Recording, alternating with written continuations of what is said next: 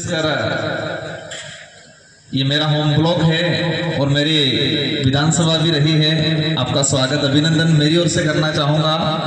साथ ही हमारे एसडीएम साहब, चिकित्सा विभाग के समस्त अधिकारीगण, कर्मचारीगण, हमारे तीनों सरपंच साहब, उप सरपंच साहब,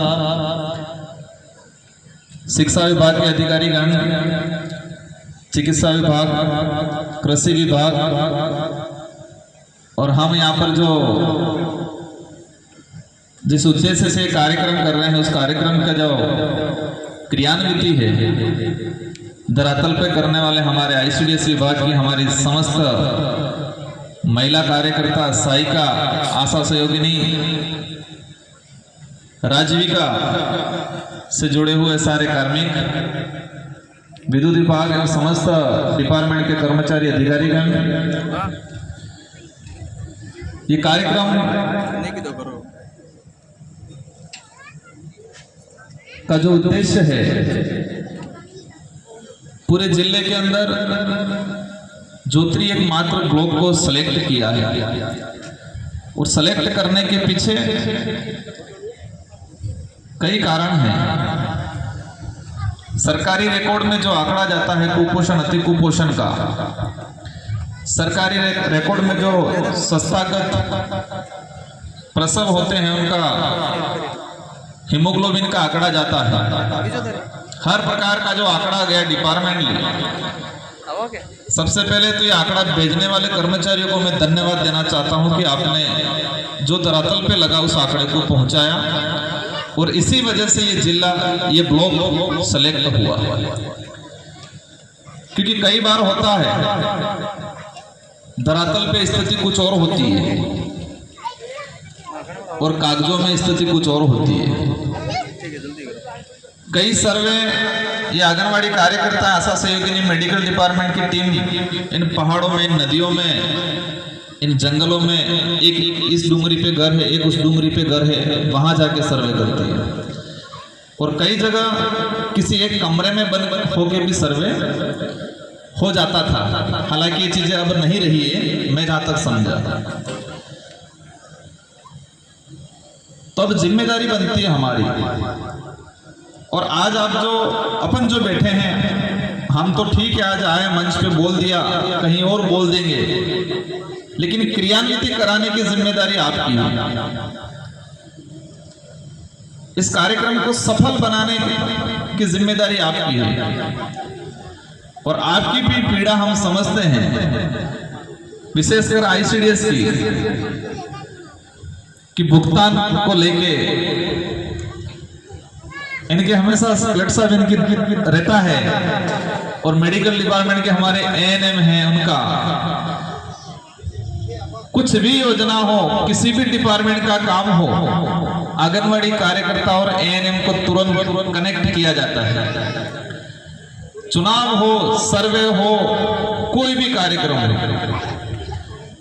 कोई भी एनजीओ भी इस क्षेत्र में अंदर काम करने आते हैं तो ऊपर से आदेश आ जाता है कि इनके संपर्क उनके साथ में रह के काम करें।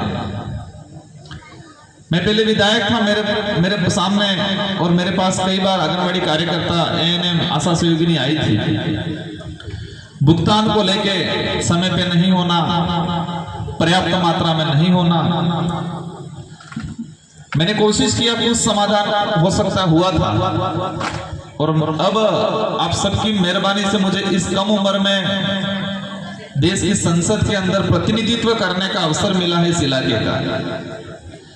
मैं अवश्य कोशिश करूंगा कि आपकी जो समस्या है भुगतान की, वेतन वृद्धि की और पोषाहार को लेके भी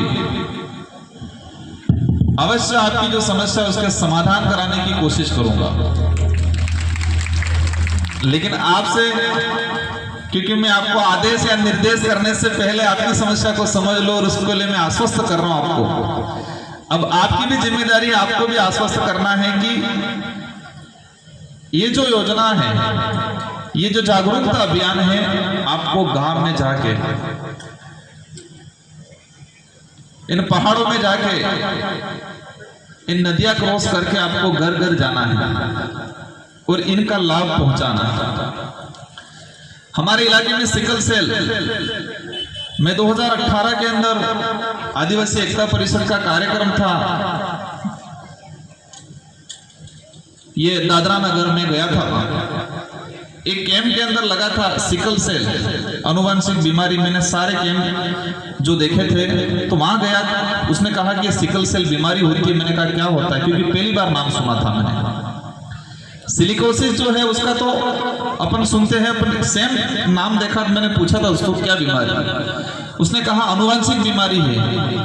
उसने कहा ट्राइबल लोगों में ही रहती है। और मैं विधायक बना, मैंने 2019 में क्वेश्चन लगाया था विधानसभा के अंदर कि राजस्थान में कितने सिकल सेल पेशेंट है, तो आंसर आया था कि 0, एक भी पेशेंट सिकल सेल का नहीं, ये उत्तर आया था। और तब मैंने फोर्स किया, क्योंकि गुजरात के ट्राइबल इलाके में है, महाराष्ट्र के ट्राइबल इलाके में सिकल सेल है, तो हमारे राजस्थान के अंदर उस सैंपलिंग के बारे में जानकारी ली तो सैंपलिंग भी बहुत कम, और वो भी जोधपुर में कोई लैब लगी थी वहां सैंपलिंग। और मैंने उस समय मुख्यमंत्री थे गहलोत जी, पत्र पे पत्र लिखा और वहां से एक टीम आई, डूंगरपुर बांसवाड़ा में कुछ सैंपलिंग हुई शायद, और फिर कुछ आंकड़ा गया, और फिर 2019 या 20 के बजट में अपने R&T के अंदर सैंपलिंग की लैब और बजट की व्यवस्था हुई। आज दुख भी है कि हमारे ये जो बीमारी अनुवांशिक बीमारी, इसकी सैंपलिंग नहीं हो पाई, और खुशी भी इस बात की है